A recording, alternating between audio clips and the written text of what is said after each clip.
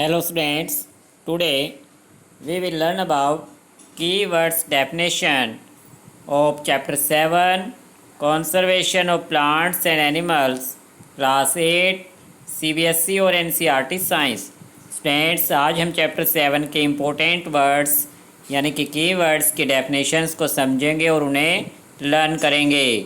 First student, biodiversity. It refers to the variety of living organisms in a specific area। एक area के students जो भी living ऑर्गेनाइजम्स की variety है उनको बायोडाइवर्सिटी कहा जाता है। बायो का मतलब ही लिविंग होता है।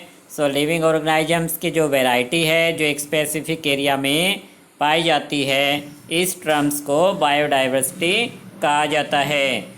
सेकंड है biosphere reserve. It is a large area for conservation of wild life, plant and animal. कि स्टूडेंट्स एक लार्ज एरिया है जिसमें वाइल्ड लाइफ को, प्लांट्स को एंड एनिमल्स को प्रोटेक्शन दी जाती है, यानी कंजर्वेशन किया जाता है, उनको बचा के रखा जाता है, उनको प्रोटेक्शन दी जाती है, उसे बायोस्फीयर रिजर्व कहा जाता है। नेक्स्ट है deforestation. It means A clearing of forest. कि फॉरेस्ट को साफ कर देना यानी कि ट्रीज़ को कट कर देना। And using the land for other purposes, और उस लैंड का यूज किसी दूसरे पर्पज में करना डिफॉरेस्टेशन कहलाता है। नेक्स्ट है desertification. The fertile land gets converted into desert. कि जो लैंड फर्टाइल है यानी उपजाऊ है, जिसमें प्लांट अच्छे से ग्रो कर सकते हैं, वह कन्वर्ट हो जाना डेजर्ट में, यानी ऐसी लैंड में कन्वर्ट हो जाना जिसमें प्लांट्स ग्रो नहीं कर पाएँ, तो इस टर्म को कहा गया इज कॉल्ड डेजर्टिफिकेशन। यानी फर्टाइल लैंड डेजर्ट में कन्वर्ट हो गई है। नेक्स्ट है ecosystem. An ecosystem is made of all the living organisms in an area along with the non-living components।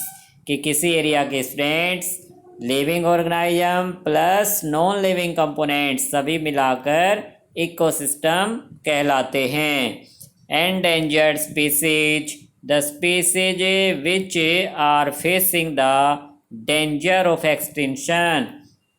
कि ऐसे स्पीसीज यानी ऐसे प्लांट एंड एनिमल से जो कि एक्सटिंक्शन यानी ख़त्म होने के खतरे को, डेंजर को फेस कर रहे हैं, उनको एंडेंजर्ड स्पीसीज कहा जाता है।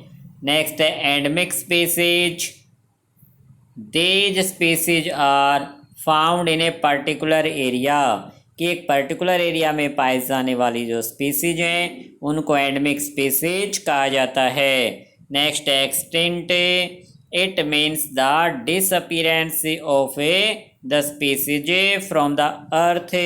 कि हमारी अर्थ से जो स्पीसीज है वो डिसअपीयर होती जा रही यानी कि लुप्त होती जा रही हैं, तो इसका मतलब है एक्सटिंक्ट होती जा रही हैं। नेक्स्ट है फोना। It is a group of animals found in a particular area. एक विशेष प्लेस पर पाए जाने वाले एनिमल से फोना कहलाते हैं। Flora. It is a group of plants found in a particular area. एक पर्टिकुलर एरिया में पाए जाने वाले प्लांट्स को फ्लोरा कहा जाता है। ये दोनों टर्म स्टूडेंट्स मिलती जुलती हैं, आप इनको सीरीज में याद रखना कि plants and animals, flora and fauna. इस तरह से आपको ध्यान रह सकेगा कि प्लांट्स को फ्लोरा, एनिमल्स के लिए फोना वर्ड यूज किया जाता है। नेक्स्ट है माइग्रेटरी बर्ड्स। कि birds who going far away from their original habitat during a particular period of the year is called migratory birds. कि ऐसे बर्ड्स हैं स्टूडेंट्स जो कि अपने ओरिजिनल हैबिटेट को छोड़कर किसी दूर प्लेस पर आ जाते हैं एक पर्टिकुलर पीरियड में, यानी कि उनके ओरिजिनल हैबिटेट में जो क्लाइमेटिक कंडीशन है वो उनके लिए सूटेबल नहीं रहती, तो वो उस प्लेस को छोड़कर किसी दूसरे प्लेस पर चले जाते हैं, तो ऐसे बर्ड्स को माइग्रेटरी बर्ड्स कहा जाता है। नेक्स्ट है national park, a place where animals are protected in their natural habitat, कि एनिमल्स को उनके नेचुरल हैबिटेट में ही प्रोटेक्शन देना, प्रोटेक्ट करके रखना, तो उस प्लेस को इज कॉल्ड नेशनल पार्क, कि ऐसे प्लेस को स्टूडेंट नेशनल पार्क कहा जाता है। नेक्स्ट है red data book, it contains A record of all the endangered species, कि ऐसे प्लांट एंड एनिमल जो कि एक्सटिंक्ट होने वाले हैं उन सभी का रिकॉर्ड, या फिर वो एक्सटिंक्ट हो चुके हैं तो उन सब का रिकॉर्ड रखा जाता है जिस बुक में, उसे रेड डाटा बुक कहा जाता है।